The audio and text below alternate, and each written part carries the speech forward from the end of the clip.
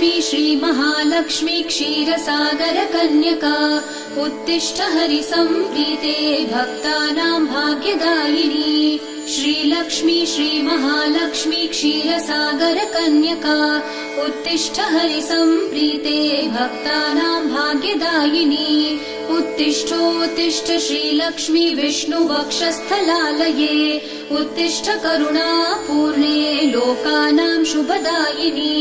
उत्तिष्ठोत्तिष्ठ श्रीलक्ष्मी विष्णुवक्षस्थलालये उत्तिष्ठ करुणापूर्णे लोकानां शुभदायिनी।